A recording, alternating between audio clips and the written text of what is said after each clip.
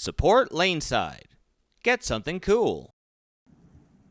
Alright guys, so welcome back. As always, I'm the Bearded Beast, Rob Johnson, and we are taking a look at my first hammer ball in the last 6 years. Super excited about that. Not only because of it's my first hammer ball in a while, this is actually a ball that you, the viewers, bought. We used the money that we've gotten from Patreon and t-shirt sales and all the merch. First we upgraded our cameras, now we went out and we actually bought this ball. We were not getting this ball. It was not released early to the reviewers because it was just so pre-ordered by all of the distributors. They weren't sure what they were going to get, but they knew they wanted to get it. So let's take a look. So first of all, we got a new box. Very similar to the old box.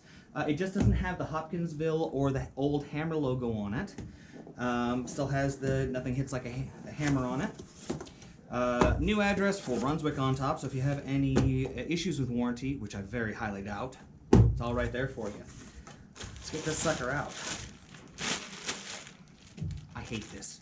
I hate when they get put in upside down, and then you go to grab the bag, and it comes out and the ball's still left in the box. I hate that. Okay. All right. So let's take a look here. Let's just fold this sucker back up.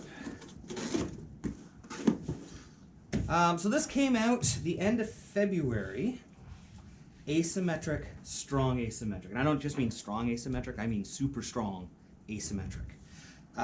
Still featuring the Aggression cover stock, which we've seen before. It is a beefy cover stock. This is the very first, look at this, dot technology, pin on the other side of the ball. But it also is still carbon fiber infused. This thing, oh man, I can hardly wait to get this into the lanes. This is a pretty strong ball, 2.498 RG, very, very early. This is definitely a heavy control ball. It's got some motion down lane, but this is going to be much smoother than the Pearl. So why don't we lay this thing out to hook? I like that idea. I don't have a lot of strong hooking, solid asymmetricals right now. Usually we get them a little bit smoother, so that we can kind of show off what they can do that way. Let's make this one strong. Yeah, usually we'll put like our benchmark, our 90 by 3 by 40 layout on it, because we want these ones to be a little bit smoother. We don't want them really jumping. That's why we have our Pearl stuff. It allows you to use your hand to manipulate it rather than the ball. But sometimes you just want a ball that hooks. But you need it also to be early enough to read the lane. So we're gonna go 70 degrees, nice and early on the drill angle. We're gonna give it tons of flare. This thing's gonna be a flare monster.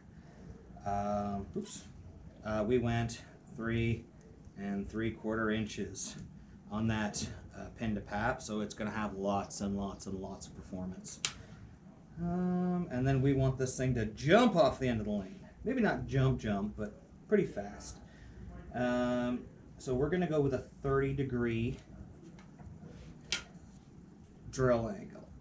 So it's gonna be a pretty fast motion. Not quite as fast as what we saw from when we go a 20-degree layout, but it's still gonna be pretty strong. Now, why are we doing this? Well, a lot of people have complained that when we do our solids, our control solids, that they are too smooth. The layout that we use is too smooth. It doesn't show off the ball. Why would you want a smooth solid? Well, why wouldn't you want a smooth solid? Your pearls are to open up the lane to create the angle.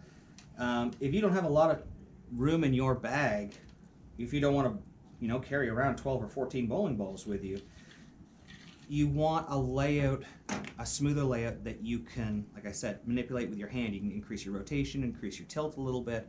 You can play with it that way, but not everybody can do that.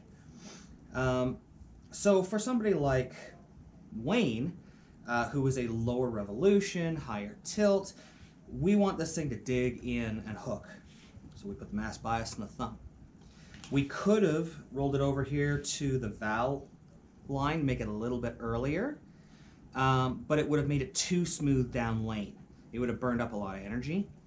If we swung that mass bias over here, halved this to like 35, this would be more of something he could play when they're hooking too much down lane and he still want to stay in the track.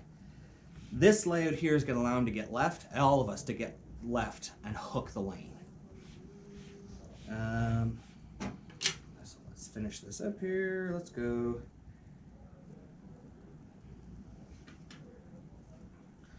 Boom and boom and boom. So you can see that mass bias. That mass bias is going to be in the thumb again. So it's going to be a little more symmetrical for myself.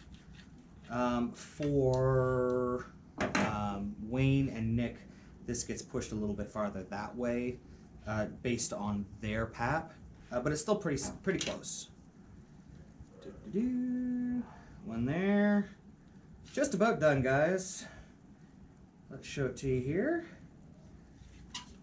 All right, so we've got 70 degrees by 3 3/4 by, I think we said 35 degrees. 35 degrees.